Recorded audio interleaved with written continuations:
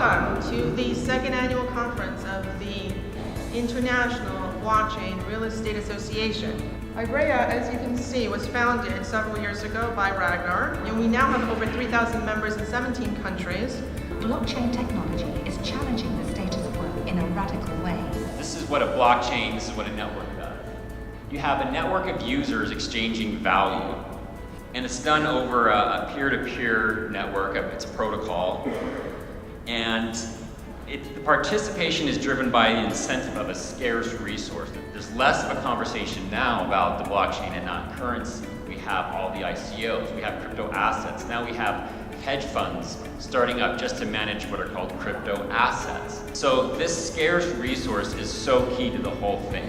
One of the things that I think needs to happen is there needs to be a recognition of the value that's inherent in utilizing blockchain in this way to stimulate the economy and to stimulate the exchange of real property in this super efficient way. In Kentucky, what we've seen in the last number of years is some young, very entrepreneurial companies coming up and converting those antiquated land records into a very useful digital database that can be searched easily. So now, as a property investors, there are options.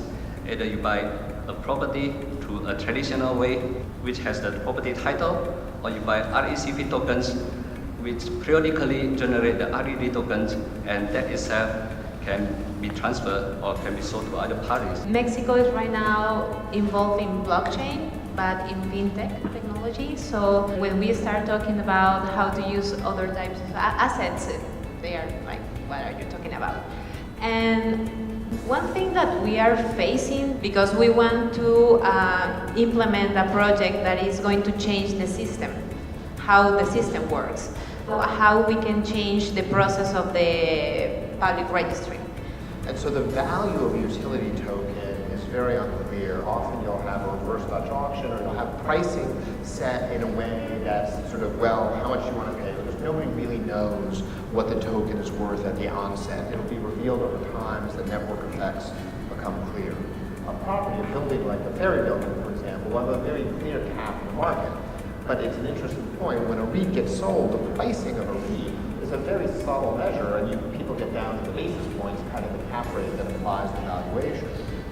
We don't really have methodologies right now to help develop pricing and price discovery for income-producing assets in the tokenized world, and simply jumping from what works for a utility coin into the token, into an income-producing property that has a real-world map is a really, really important distinction, and we'll spend the rest of the day. Right. Well, we can go through the entire transaction, and every step will be a challenge, right? So there's no listing service where you can list your properties for cryptocurrency, right? You can make a note on any of the existing marketplaces saying we'll accept Bitcoin, Ethereum, whatever we would accept, but it really doesn't mean anything, right? It's not searchable. How do you incentivize people with this information to help give it up, to make this process a little bit easier when there is no incentive right now?